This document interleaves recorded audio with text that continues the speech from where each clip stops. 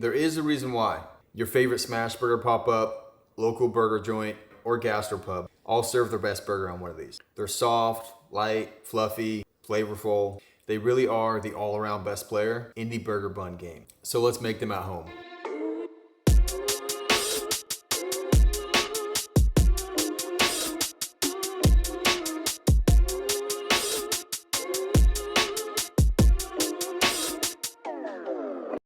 All right, this recipe starts with a potato, of course. Start by peeling and quartering one large russet potato.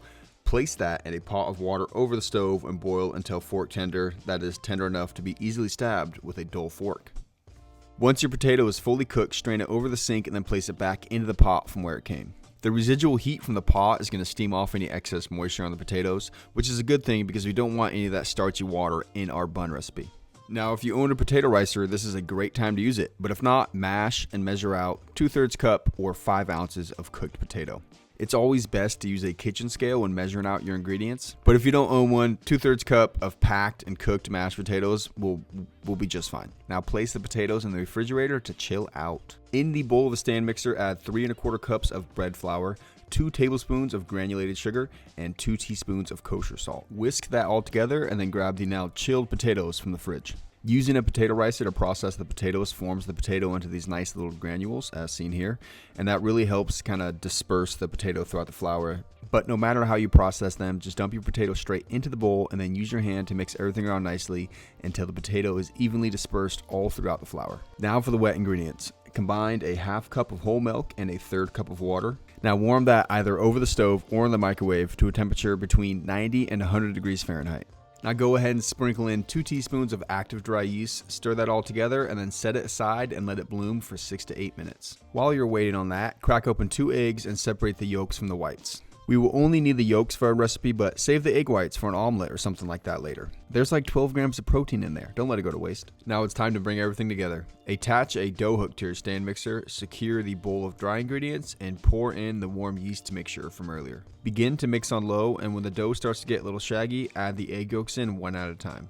Now turn the mixing speed up to medium and mix for 4 to 5 minutes until a rough dough is formed that clears the sides of the bowl. When a recipe says, quote unquote, a dough that clears the sides of the bowl, they mean a dough that does not stick and pull to the sides of the bowl as it's mixing. After 4 to 5 minutes, you should be left with a rough and slightly tacky dough. Grab 4 tablespoons of unsalted, room temperature softened butter. It has to be softened butter. It can't be cold butter straight out of the fridge, and it can't be melted butter. While mixing on low, add 1 tablespoon of butter at a time, waiting for each tablespoon to be fully incorporated before adding another. And if the dough appears to be a little sticky while working in the butter, don't be afraid to sprinkle in a little bit of flour to help move things along. After about 5 minutes, all the butter will be worked in, and you should be left with a slightly shiny and smooth ball of dough. Now turn the dough out onto a work surface and knead it by hand for 1 to 2 minutes. Turn the edges of the dough into itself, crimping the seams together, and form it into a tightly shaped ball. Use your hands or a dough knife to make sure everything is tucked in there nice and tight. Grab yourself a large bowl and generously grease it with butter. Toss in your dough ball and then cover and let proof for 1 to 2 hours or until doubled in size. And for anyone watching this video that doesn't own a stand mixer, you can totally prepare this recipe by hand. Combine your flour, sugar, salt, whisk that all together, toss in your potato, work that into the flour by hand, and then go ahead and pour in the warm yeast milk mixture. Start mixing with a wooden spoon until a shaggy dough is formed. Toss in the egg yolks. Continue mixing with a wooden spoon until it is no longer helpful. Then begin to knead it by hand in the bowl until no dry flour remains. Place the dough onto a work surface and continue to knead it by hand for about 5 minutes until you're left with a rough and slightly tacky dough.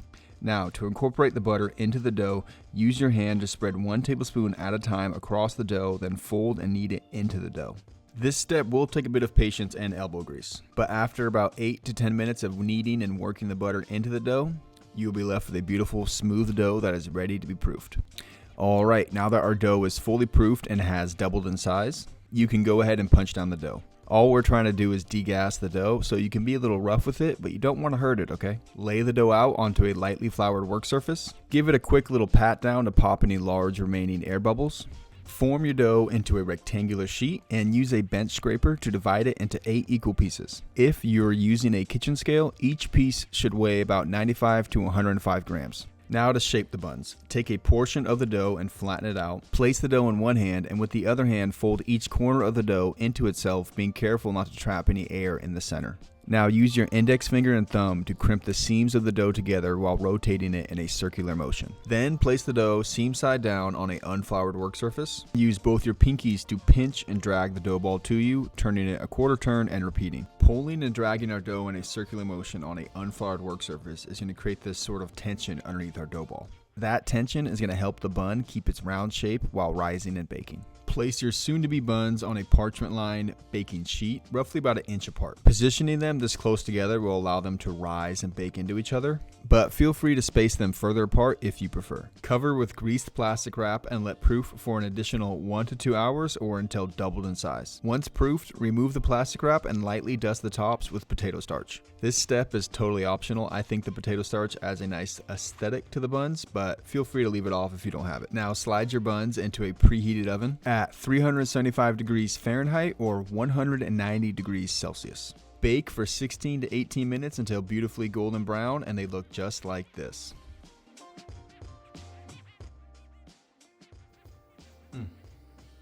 Being good to focus on that? You know it's a good bun when you can just eat it on its own.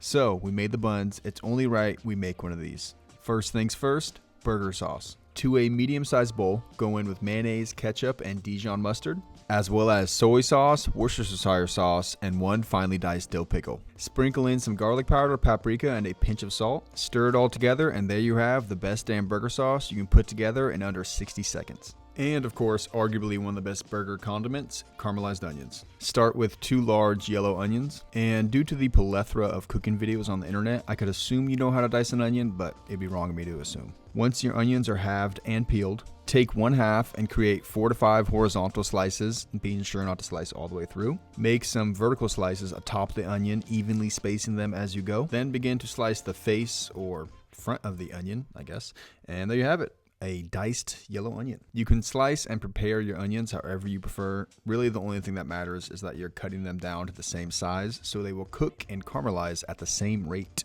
Now, in a large saute pan placed over medium heat, add in 2 tablespoons of unsalted butter. Once the butter is melted and bubbling, go in with your onions. Cook over medium heat for about 2 to 3 minutes, stirring frequently. Then, once the onions begin to soften up a bit, go in with 2 hefty pinches of kosher salt and 1 teaspoon of granulated sugar. Continue cooking over medium to low heat, stirring constantly. Then, as soon as a little bit of color starts to form on the bottom of the pan, go ahead and deglaze that with a splash of water. Stir everything around, being sure to scrape those brown bits off the bottom of the pan. Continue to cook over medium to low heat, stirring constantly, and then when more color forms on the bottom of the pan, throw in another splash of water, stir that around. Repeat this step 5 to 6 times, and you should be left with a pan full of caramelized onions. Now for the main event, the smash patty. We will be smashing this beef over very high heat, so you will need either a stainless steel pan or a cast iron pan. First things first, pan on the stove over high heat. You want your pan to be smoking hot before the beef hits it. Drop in a 2.5 ounce ball of beef, season with a hefty pinch of kosher salt, top with a small square of parchment paper, optional, and then begin to smash. You can do this with a burger smasher, a spatula, or even a plate. Anything that'll get the job done. You want it to look like it's just about cooked all the way through before flipping. Carefully scrape the beef off the bottom of the pan, flip, and top with American cheese. Slice your buns, toast them up, and let's start building this burger. Go in with a generous spread of burger sauce on your bottom bun. Slide on the beef, followed by a heaping scoop of caramelized onions, another little dollop of burger sauce, just a sprinkle of chopped iceberg lettuce, and lastly, crown it with its top bun, and then just take a minute to admire its incredible stature. Oh my goodness. Thank you so much for watching. I really hope you guys give this recipe a try. Don't forget to like, comment, subscribe, all that good stuff. I will make an effort to get more videos like this out. And then, yeah, until next time.